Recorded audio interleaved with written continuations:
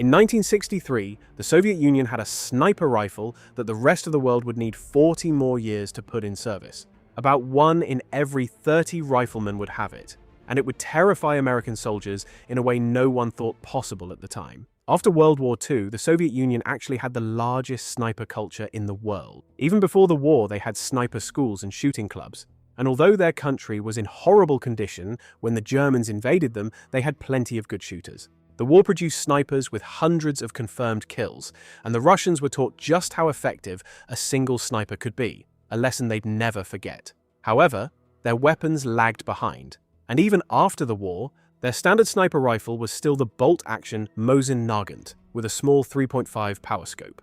They already tried a semi-automatic rifle with the SVT-40, but it failed because it wasn't accurate enough, and it was sensitive to dirt and cold. Fast forward to 1949, when the Soviet Army adopted the SKS carbine and the legendary AK-47, both firing the new intermediate 7.62 by 39mm cartridge. This gave Soviet infantry much greater firepower at intermediate ranges, where the majority of fighting takes place anyway. But the problem was that at the time, the NATO forces still held on to their full-power cartridges, and soon standardized on the 7.62 by 51. This meant that the NATO rifles could outrange the Soviet intermediate cartridge. They'd still be effective and carry enough force well past the 400-meter range the AK-47 was designed for. Soviets decided to iron out this gap with their advantage in sharpshooters, but a good old scoped Mosin just isn't going to do it. So, in 1958, they went looking for a new semi-automatic rifle. It had to be as reliable as a Kalashnikov,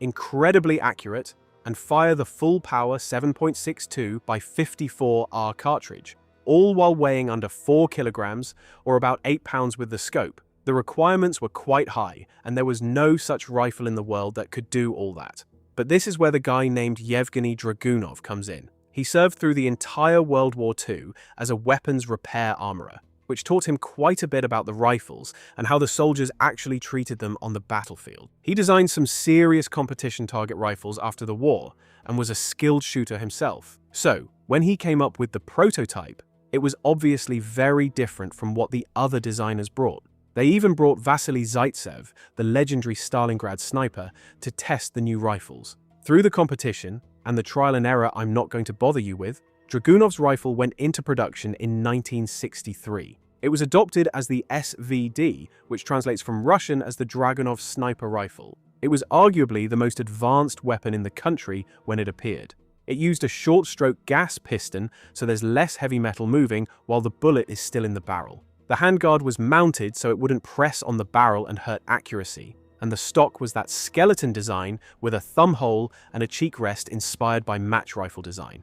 It weighed 4.3 kilograms with its scope, which is around the weight of a NATO battle rifle without a scope at the time, and it fed from a 10-round magazine. And for some weird reason, a bayonet lug was added, which tells you a lot about what the Russians expected of this rifle. It was more of an infantry weapon for an ordinary soldier than a specialist sniper rifle, despite actually having such qualities. One went to a soldier in every motorized rifle platoon after some extra marksmanship training. He wasn't pulled out as a specialist, but moved and fought with his unit like everyone else. Now this guy's job was to stretch the platoon's reach to about 800 meters and counter the advantage the Russians feared NATO soldiers would have with their full-power cartridge rifles. This made the SVD the first rifle in the world that the Western armies would later call a designated marksman rifle, and the Russians had it some 40 years before anyone else. Now as for the scope, the PSO-1 was a genuinely fascinating example of how far ahead the Russians were thinking. It was a 4-power scope with a sealed lens filled with nitrogen so it wouldn't fog. It had battery-powered red illumination for bad light, and was rated to work from -50 to +50 degrees Celsius. Its reticle was built for speed on a battlefield, rather than great precision on a range. It had a range-finding scale calibrated to a man 170 centimeters tall, so you'd put the target's feet on the bottom line, see where his head touched the curve, and read the distance from 200 to 1,000 meters. A drum on top then dialed in the bullet drop for that distance. It was mounted on a rail on the left side of the receiver, so the iron sights could also be used if the optic broke, or if the enemy got in really close. Early scopes also had an infrared detector that could spot the glow of first-generation active infrared night sights, like the American M2 sniper scope. but it was later dropped as obsolete.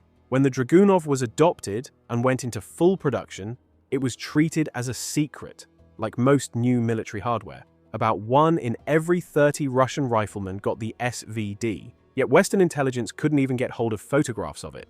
However, the first Americans were about to see one in person, and it was in Vietnam. When US Marines landed in Vietnam in 1965, the United States had no standard sniper rifle nor a sniper school. All of that was shut down after the Korean War, like they always did after every major war. So, an improvised sniper program was created in Vietnam, where Marines started scrounging Winchester Model 70 rifles with commercial scopes. There are even stories of Marines having their own hunting rifles shipped over from home. The first actual sniper rifle was the bolt-action M40, adopted in 1966 and used heavily the next year. And a huge problem came up immediately. The one-piece wooden stock would warp in the heat and humidity and destroy the rifle's accuracy, so fiberglass stocks had to be used. The optics were even worse, as more than half of them had so much moisture building up inside that they were useless in combat. And now take a look at the Dragunov and how it held every advantage over the American rifles, except for accuracy at long range, where bolt-action rifles are always going to be better than any semi-auto. Now, for most of the war, communist snipers in Vietnam did their killing with the old World War II Mosin-Nagant rifles with PU scopes. But the Soviets massively supported the North, and around 1971, the new SVDs began reaching People's Army of Vietnam units. There's also a story that Soviet special forces were sent into Vietnam to test their new rifles in combat, but it wasn't fully confirmed. So, they now had a semi-automatic sniper rifle that worked in jungle conditions, which couldn't be said for the Americans. However, they did have something that failed at its intended role, but could be repurposed to fill this squad sniper gap.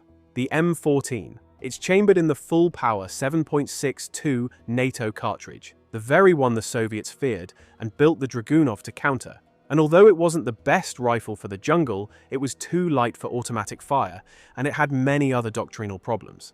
There were some 1.4 million of them produced, and they were turned into a squad's sharpshooter rifle instead. They put scopes on the M14s, and the result was the XM21, a hand-accurized national match target grade M14, with a clever 3-to-9 scope whose zoom ring automatically dialed in the bullet drop as the shooter ranged the target. They converted some 1,400 of them, and it was later standardized as the M21, the first thing the Americans had that came close in concept to the Dragunov. US sniper Adalbert Waldron used this rifle to make 109 confirmed kills in Vietnam. It is said that US intelligence offered $25,000 to anyone who could find them an intact captured SVD, which is over $100,000 today with inflation. But no one could get their hands on one for quite some time. However, the SVD began escaping Soviet control and spread through the Warsaw Pact.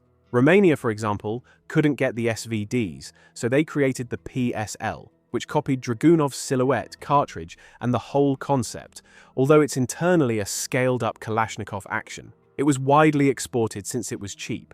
The Chinese reverse-engineered Dragunovs they'd captured in Vietnam during their later invasion, and came up with their Type 79 and then Type 85. Yugoslavia did the same trick with its Zastava M76, in the old German 8mm Mauser cartridge. So these could be found all over the world, and would easily fool someone into thinking they were Dragunovs because they look so similar. So, when the United States invaded Iraq in 2003, they walked into a country full of Dragunov pattern rifles. Saddam Hussein's military had issued both the Soviet SVD and Iraq's own rifles based on Dragunov's design, like the Al-Qudsiya.